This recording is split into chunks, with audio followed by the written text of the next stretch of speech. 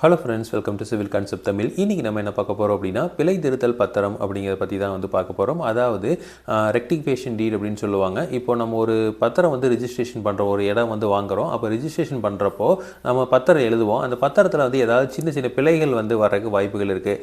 அந்த மாதிரி பிழை வந்துருச்சு அப்படின்னா அதை வந்து நம்மளாக வந்து திருத்திட முடியாது. ஸோ அதை வந்து ஜென்ரலாக வந்து ஒயிட்னர் வச்சுட்டு மாற்றிடவலாம் முடியாது. ஸோ அதை வந்து முறையாக வந்து நம்ம பிழை திருத்தல் பத்திரம் போட்டு நம்ம வந்து ரிஜிஸ்டர் ஆஃபீஸில் வந்து நம்ம பதிவு பண்ணணும். ஏன்னா வந்து அந்த பத்திரம் உங்கள்கிட்ட மட்டும் இருக்க போகிறதில்ல.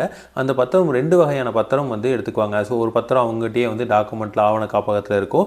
அதுக்கப்புறம் இப்போ எல்லாமே வந்து ஆன்லைன் பண்ணிட்டாங்க. எல்லாமே வந்து ஆன்லைனில் ஒரு காப்பி எடுத்து காப்பியாக வந்து என்ன பண்ணியிருப்பாங்க அப்படின்னா ஸ்டோர் பண்ணி வச்சுருப்பாங்க. ஸோ அப்போது நம்மகிட்ட இருக்கிற பத்திரத்தை மட்டும் மாற்றினா வந்து பத்தாது, அங்கே இருக்கிற பத்திரமும் மாற்றி ஆகணும். அதனால் வந்து பிழை திருத்தல் பத்திரம் அப்படிங்கிறது கண்டிப்பாக வந்து ஒரு அவசியமானது ஒன்றா இருக்குது. ஸோ இதில் வந்து 2 வகையாக பிரிக்கலாம். ஒன்று வந்து ரொம்ப மேஜரான மிஸ்டேக்கு, இன்னொன்று வந்து மைனரான மிஸ்டேக்கு. அந்த மேஜரான மிஸ்டேக் அப்படிங்கிறது என்னென்னா, உரிமை மாற்றம் வரக்கூடிய ஒரு மாற்றமாக இருக்கணும். அதெல்லாம் வந்து பிழையெல்லாம் வந்து பார்த்திங்கன்னா பெரிய பிழைகள் சொல்கிறோம். அதுக்கு வந்து நம்ம பிழை திருத்தல் பண்ணுறதுக்கு வந்து காஸ்ட்டும் அதிகம். அது மட்டும் இல்லாமல் அந்த சாட்சிகள் யார் விற்றாங்க, யார் வாங்கினாங்க, அவங்க எல்லாத்தையும் வந்து கூட்டிகிட்டு போக வேண்டியது ரொம்ப முக்கியமான ஒன்றா இருக்கும். இதே வந்து மைனர் மிஸ்டேக்னால் எந்த பிரச்சனையுமே கிடையாது. இப்போ ஒரு உதாரணத்துக்கு ஒரு பேர்லேயே வந்து நமக்கு மாற்றம் இருக்குதுன்னு வச்சுக்கோங்க. சிவராஜ்குமார் அப்படின்னு இருக்குது. அப்போ அதில் வந்து வெறும் குமார் மட்டும் எழுதிட்டாங்க. அப்படிங்கிற பட்சத்தில் பார்த்தீங்கன்னா சிவராஜ்குமார்னு தனியாக இருக்கலாம், குமார்னு ஒருத்தர் தனியாக இருக்கலாம், சிவராஜ்னும் தனியாக இருப்பாங்க. அப்போ அந்த 3 விதமான ஆட்கள் வந்து இருக்கிறதுக்கு வாய்ப்புகள் இருக்குது. அப்போ என்ன ஆகும் அப்படின்னா, யாரோ ஒருத்தர் வந்து இது அவங்க பேரில் மாற்றுறதுக்காக தப்பாக பண்ணிட்டோம் அப்படின்னு சொல்லி கொண்டு போய் அந்த பதிவு பண்ணுறதுக்கு வாய்ப்புகள் இருக்குது. அதனால் வந்து அதெல்லாம் வந்து பார்த்திங்கன்னா உரிமை மாற்றம் வரக்கூடிய ஒரு பிரச்சனையாக இருக்குது. அதெல்லாம் வந்து பெரிய பிழைகள். அந்த பிழைகள்லாம் வந்து கண்டிப்பாக வந்து யார் விற்றாங்க, யார் வாங்கினாங்க, அது எல்லாமே வந்து அந்த சாட்சி முதற்கொண்டு எல்லாருமே வந்து நேரில் ஆஜராகி அதுக்கப்புறம் தான் அந்த பிழை திருத்தல் வந்து பண்ண முடியும்.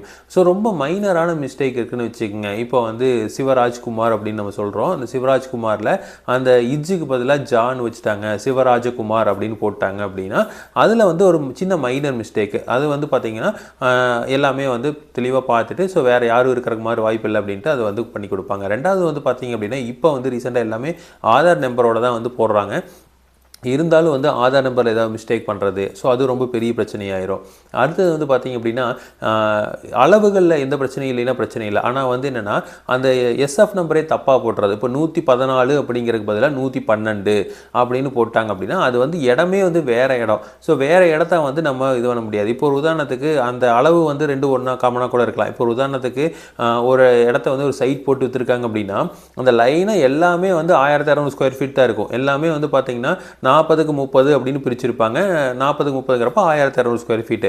இப்போது எஸ்எஃப் நம்பர், ஒரு எஸ்எஃப் நம்பரில் 3ஆம் நம்பர் சைட் எடுத்திங்கனாலும் அதே மாதிரி தான் இருக்கும், 5ஆம் நம்பர் சைட் எடுத்திங்கனாலும் அதே மாதிரி தான் இருக்கும், 6ஆம் நம்பர் சைட் எடுத்திங்கனாலும் வந்து அதே ரேஞ்சு தான் இருக்கும். ஸோ அப்போ அளவுகள் ஒன்று தான். ஆனால் வந்து அந்த சைட்டை மாற்றி போட்டாங்க அப்படின்னா வேறு சைட்டை நம்ம போய் பத்திரப்பதிவு செய்ய முடியாது. ஸோ அதெல்லாம் வந்து மேஜர் மிஸ்டேக்காக வந்து வரும். இப்போ மைனர் மிஸ்டேக்கெல்லாம் வந்து ஈஸியாக வந்து நம்மளால் வந்து மாற்றிக்க முடியும். அதாவது உரிமை மாற்றம் வந்து அந்த இடத்துல நிகழக்கூடாது. அது வந்து ரொம்ப முக்கியம். அடுத்தது வந்து பார்த்திங்க அப்படின்னா, அந்த பிழை திருத்தல் போடுறப்போ வந்து யாரெல்லாம் சைன் பண்ணணும் அப்படின்னா கண்டிப்பாக வந்து யார் விற்றாங்களோ அவங்க சைன் பண்ணுறது ரொம்ப முக்கியமான ஒன்று. ஏன்னா வந்து அவங்ககிட்ட தான் நம்ம வாங்கியிருக்கோம். ஸோ அப்போ அவங்க முன்னிலையில் தான் வந்து இது எல்லாத்தையும் வந்து நம்ம பண்ணியாகணும். இப்போ ஒரு வேளை வந்து அந்த நமக்கு விற்ற நபர் இறந்துருந்தாங்க அப்படின்னா நீங்கள் என்ன பண்ணணும் அப்படின்னா, அவங்களோட வாரிசு இருப்பாங்கள்ல, அந்த வாரிசுகளை வந்து கூட்டிகிட்டு வந்து அவங்க சைன் வாங்குறது ரொம்ப முக்கியமான ஒன்று. அப்படி அந்த வாரிசுகளும் இல்லை அப்படின்னா அந்த வாரிசுகள் சம்மந்தமாக அந்த இறந்தவரோட சம்மந்தமாக யாராவது இருக்காங்க அப்படின்னா அவங்ககிட்டையும் வந்து நம்ம சாட்சியை வந்து சைன் வந்து வாங்கிக்கலாம். அதாவது 2ஆம் நிலை வாரிசுகள் இல்லை 3ஆம் நிலை வாரிசுகளுக்கு கூட நம்ம வந்து வாங்கிக்க முடியும். ஸோ அப்போ பார்த்திங்க அப்படின்னா ஒரு பத்திரம் வந்து பிழையாக எழுதிட்டிங்க அப்படின்னா இவ்வளோ சிக்கல்களை வந்து நம்ம சந்திக்க வேண்டிய சூழ்நிலை வந்து வந்துடும். அது வந்து எப்போ நமக்கு தெரிய வரையும்னா, இதை வந்து அந்த இடத்த வந்து நம்ம இன்னொரு இடத்துல விற்கிறப்பவோ இல்லை வந்து அதை வச்சு லோன் வாங்குறப்பவோ இல்லை வந்து மாதிரி ஏதாவது ஒரு டிரான்சாக்ஷன் பண்ணுறப்ப தான் வந்து நமக்கு தெரிய வரும் இந்த இடத்துல பிழை இருக்குது அப்படின்னு. ஸோ அதனால் வந்து முன்னாடியே வந்து ஒரு பத்திரம் எழுதுறீங்க அப்படின்னா 1க்கு 2 தடவை படித்து பார்த்துட்டு அது வந்து ஒரு வக்கீல் இருந்தாங்க அப்படின்னா அவங்களுக்கு லீகல் ஒப்பீனியன் வாங்கிட்டு அதுக்கப்புறம் வந்து என்ன பண்ணலாம் அப்படின்னா அந்த பத்திரத்தை வந்து ரிஜிஸ்ட்ரேஷன் பண்ணுங்கள்.